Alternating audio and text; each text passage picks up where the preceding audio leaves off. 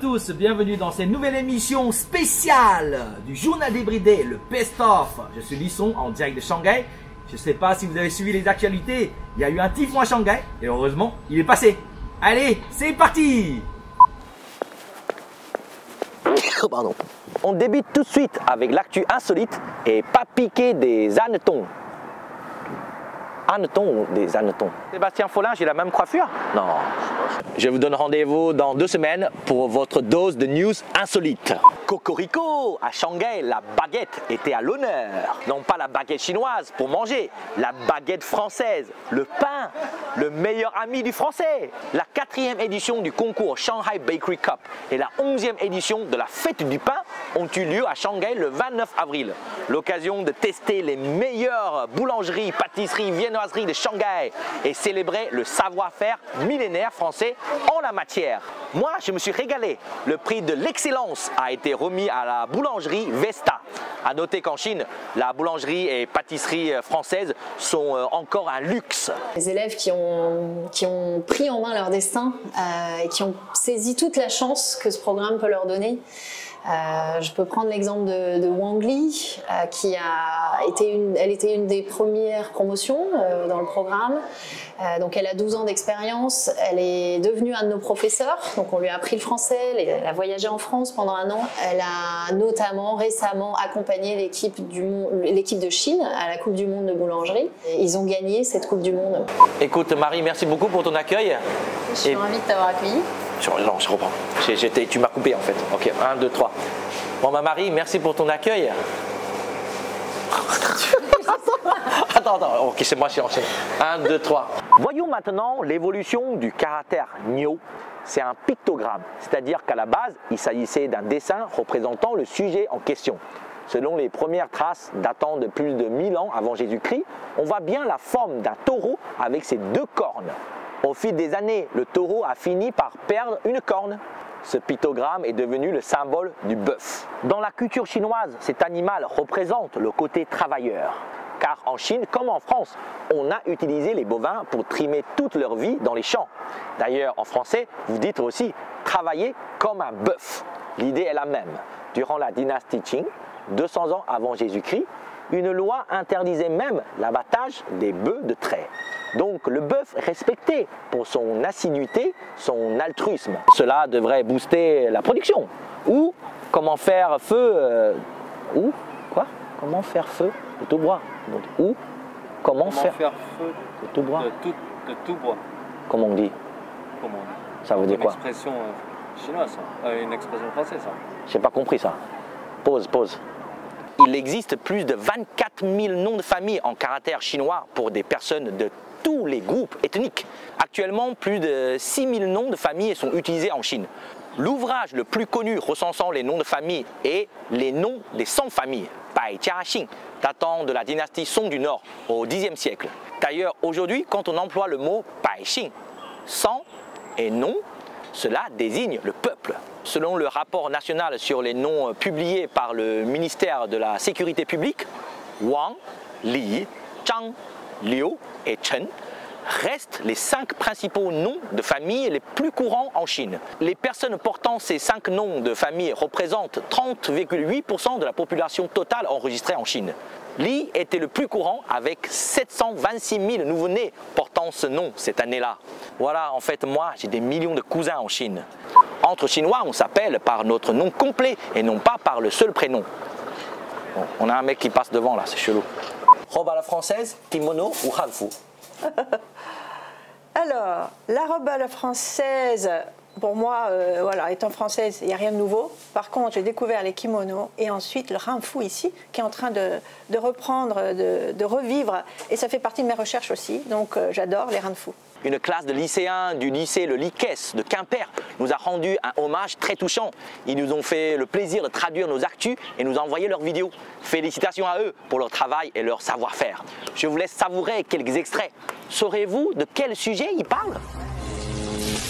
Shanghai 蓝天很美。风水和气功是套桥发明的，最有名的法国公司是迪卡侬和家乐福。Jia signifie famille, le, joie, fou, bonheur. Vous avez deviné le sens. Outre le côté phonétique, la traduction est vraiment adaptée au code de la culture chinoise. En effet, on est heureux quand on est ensemble, en famille. En résumé, c'est le bonheur. La marque allemande de voiture Mercedes-Benz. En Chine, on dit souvent seulement le mot Benz. Bah oui, c'est plus court, donc plus facile à retenir. C'est d'ailleurs populaire chez vos rappeurs français. Hein? Laissez-moi zoom, zoom, zoom dans ma Benz, Benz, Benz de NTM. Benz, c'est la traduction en chinois de Benz. Je vous apprends rien, mais on sait tous que les voitures Benz sont des voitures avec des moteurs qui ont beaucoup de chevaux. Et bien le mot Benz en chinois veut dire galoper, aller à toute vitesse. Un coup de génie. Salut mec, comment vas-tu? Salut Lissong, ça va bien? Je dis salut mec, salut mec. Le pastis ou l'alcool de riz? Le pastis. Alors faut jamais se tromper sur les doses. Hein. Une dose de pastis, 5 doses d'alcool. Il faut être raisonnable. Salut Thomas, comment vas-tu? Salut Sonk, comment vas-tu? On voit mon ventre ou pas? Oui. Ouais. Mais c'est mieux que tu rigoles. Même quand, par rapport à ma question, tu peux rigoler. Pas une actrice anglaise typique. Ouais, Helena Bonham Carter. What? Je sais même pas qui c'est, tu vois. Un truc un peu plus connu, tu vois. Là, on est dans une maison de style espagnol. Mais pourquoi espagnol, justement? Je comprends pas, là. Mais en fait, à l'époque, donc dans la fin des années 20, début des années 30, et à l'époque, les films d'Hollywood, qui étaient super connus à Shanghai, oui. Il y avait des maisons de ce style-là, qui est en fait un style mélange espagnol, mexicain. Et donc les gens, ils voyaient la maison dans le film, et donc ils commandaient la même. Ils voulaient la même, quoi. Exactement. Pour commencer, le mot rue en chinois se dit le plus souvent lu. Le caractère est composé de zu, pied, et que, chaque ou chacun. Chacun ses pieds, chacun sa route. Ceux qui parlent chinois ont sûrement entendu aussi ma lu. Cheval, rue. Vous allez me dire, en Chine, à l'origine, ces rues étaient pour les carrosses. C'est vrai que malu aurait pu être un mot chinois, rempli de sens. Mais non, en fait, ma provient du nom de l'écossais John Loudon MacAdam, le fameux macadam. Autrefois, en chinois, on disait macadam, transcription phonétique du macadam. Est-ce qu'il y a un mot chinois que tu aimes particulièrement? Alors il y en a plusieurs et c'est souvent des mots en shanghaïen. D'accord. Par exemple, comment on dit matelas en chinois? Simons. Ouais. Alors Simons en shanghaïen c'est Simmons. Oui. Et la première marque de matelas qui a été importée en Chine, c'est les Américains Simmons. D'accord, ouais. Qui existe en France aussi d'ailleurs. Ouais, d'accord. Donc c'est le truc a été importé d'Europe ou des États-Unis en Chine, et comme le frigo est devenu frigidaire en français, ouais. Et ben un matelas c'est devenu un Simmons. Excellent, ouais, c'est vrai, c'est vrai. On a beaucoup parlé des rues à Shanghai. Est-ce que tu connais la Senanlu? Ouais, Senanlu, je connais. Ouais, Senanlu, c'est à côté, quoi. Enfin, c'est pas loin, là. Alors c'est une rue à côté, pareil, une rue de l'ancienne concession française. Ouais. Et en fait, donc en chinois aujourd'hui, elle s'appelle Senanlu. Oui. En shanghaïen, c'est Senelu. Ouais. Senelu. Ouais. Senelu. Donc rue Sené. Oui. Mais en fait, quand tu regardes les vieilles cartes, elle s'appelait Massenelu. Massenet. Rue Massenet. Voilà. Et Massenet, c'est un compositeur français qui est mort au début des années 20, donc au moment où ils ont fait la rue. C'est pour ça qu'elle s'appelle Senanlu. C'est incroyable, je ne savais pas du tout. En France, vous aviez la série Caméra cachée. Non, caméra café. Caméra cachée. Ok. Je reprends tout alors, putain. Pardon. Un Starbucks du district de Huangpu compte 12 baristas. Hein, barista, ça veut dire quoi? Quelle est la différence entre la cuisine chinoise et la cuisine française? Il y a vraiment une similitude entre les deux. En France et en Chine, il y a vraiment une cuisine de région. En France, c'est pareil. Ensuite, l'autre point, c'est que tu as des plats qui sont très semblables à la cuisine française. Tu as le Hainanji. Ouais, Hainan chicken. Voilà, le Hainan chicken. C'est très semblable à la poule au pot et répilaf qu'on a en France. Okay. En Chine, il y a beaucoup d'importance sur les bouillons, sur la soupe. Ouais. Ce qui, chez nous aussi en France, c'est très important. Aussi, les techniques sont semblables. Autant en France qu'en Chine, tu as du braisage, tu as du rôtissage, il y a de la cuisson vapeur, il y a des marinades. Donc, je pense que la structure est la même. Et après, chacun a fait, on va dire, la cuisine à sa sauce. Qu'est-ce que tu aimes le plus dans la cuisine chinoise? Est-ce qu'il y a un plat qui te plaît particulièrement? C'est pas un plat en lui-même, ce serait plutôt un élément. Par exemple, le tofu, c'est vraiment quelque chose qui m'intrigue énormément. Tu manges du tofu en France, enfin, parce que moi j'ai eu le droit de goûter, c'était pas ouf, c'était pas bien. J'ai découvert ici le mapo tofu, qui est vraiment un plat très complexe, je trouve, hein, avec tous ces piments, le Szechuan pepper. La qualité du tofu est très importante, la qualité de la viande. Donc pour moi, ça a été quelque chose de très marquant. Mapo tofu, un des plats les plus connus de la cuisine du Sichuan. En fait, Mapo, selon encore une légende, c'était une dame avec plein de taches de rousseur. Tofu, c'est le tofu, comme le prononcent certains Français. Bonjour à tous, bienvenue. Sans plus... Allez, sans plus... Pourquoi je rate? En mars, c'est le mois de la francophonie. Qu'est-ce qui se passe concrètement? Il y a beaucoup d'événements qui sont organisés, donc on a des concerts, on a des expositions, on a des conférences, on a des tables rondes, des ateliers qui est destiné à tous les publics. C'est organisé dans plusieurs villes en Chine et c'est un moment qui est très très important, très fort pour la France et pour la Chine. Culture à présent, avec pour le mois de la francophonie, un concours de la chanson française par des Chinois. J'ai été invité pour animer la finale à Wuhan et je peux vous dire que les candidats étaient tous excellents. Tout simplement, les pieds dans le vide, crier je suis vivant. Eh oh, je suis vivant. Quel est le sens de cette finale à Wuhan? Pourquoi Wuhan? Eh bien parce que ce concours, pour la première fois, s'est tenu à Wuhan en 2000. Aujourd'hui, c'est devenu une compétition nationale avec des candidats qui viennent de toutes les universités de Chine. Il y a des demi-finales partout en Chine, dans les 6 circonscriptions consulaires. Et chacun vient faire la finale ici à Wuhan. Et puis Wuhan, c'est aussi, d'après nos amis wuhanais, la ville chinoise la plus francophile. C'est à Wuhan qu'il y a le plus d'étudiants en français. C'est à Wuhan que l'on peut manger français. C'est à Wuhan que l'on peut s'aimer en français. Et donc c'est un très bel endroit pour faire cette finale. En juin, il y a eu aussi le French Festival à Qingdao. J'ai été invité pour présenter cet événement exceptionnel. Et croyez-moi, cela m'a fait du bien de revoir la ville où j'ai fait mes études. Environ 3000 personnes sont venues visiter cette première édition, dont le but est de faire découvrir la culture et les produits français. Enfin, pour les gens superstitieux,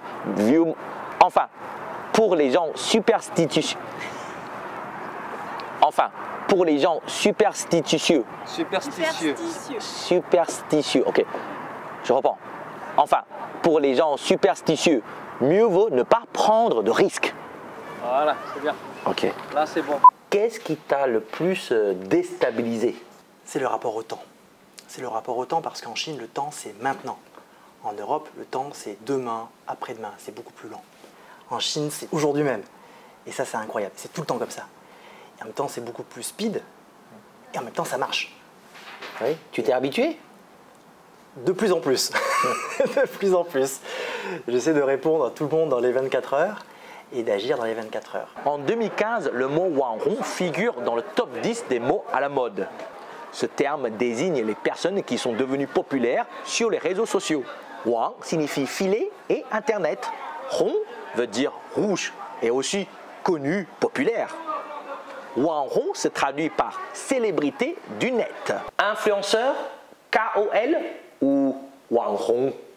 Alors là, je crois que ça demande un peu d'explication. Parce que pour moi, influenceur, c'est quelqu'un qui a beaucoup d'influence dans son industrie. Par exemple, toi ou un photographe, un architecte, un journaliste, mais quelqu'un qui n'est pas nécessairement très connu sur les réseaux sociaux.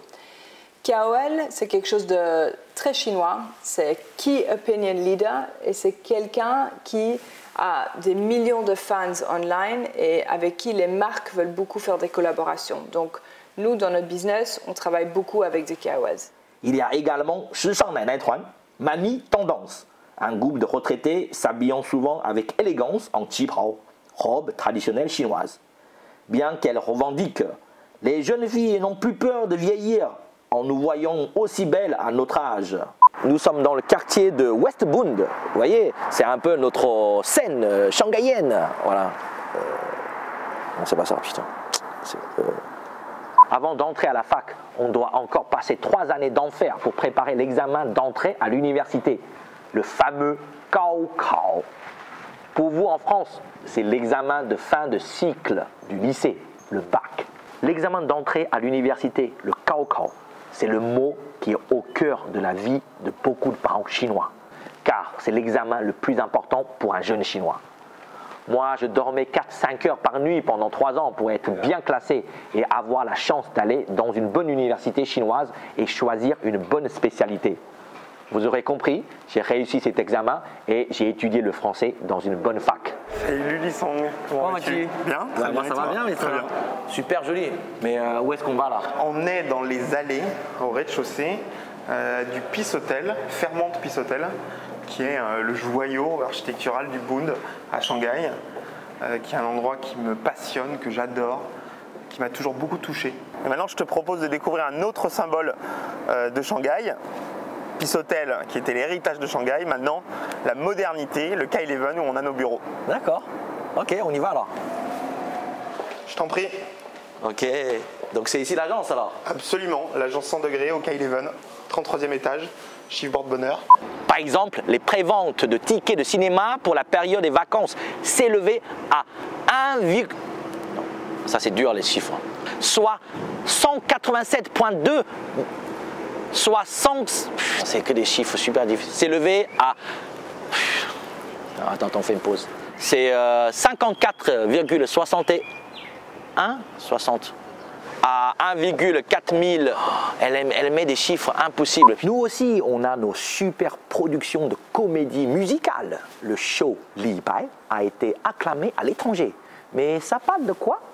Ça parle d'un célèbre poète de la dynastie Tang. Les étudiants chinois, vous connaissez sûrement son poème Jing Ye Si.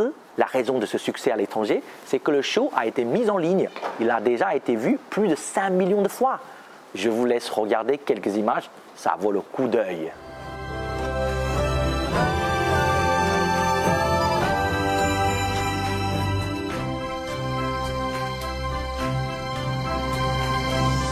Qu'est-ce que tu apprécies le plus dans la culture chinoise? Ce qui m'a marqué, c'est l'histoire, et c'est notamment les terracotta, avec les soldats de l'armée de Xi'an. Quand tu vois l'immensité de ce qu'on a découvert, quand tu vois qu'on a découvert une partie à peine de cette immensité, et quand tu vois le niveau de détail à l'époque qui a été gardé, et chaque soldat étant unique, ça reste incroyable. Voilà, c'est déjà la fin de cette émission. Eh bien, je vous donne rendez-vous le 4 septembre pour la nouvelle émission du Journal débridé. J'espère que vous avez bien aimé cette émission de Best of avec plein de bêtisiers. Allez, à très bientôt.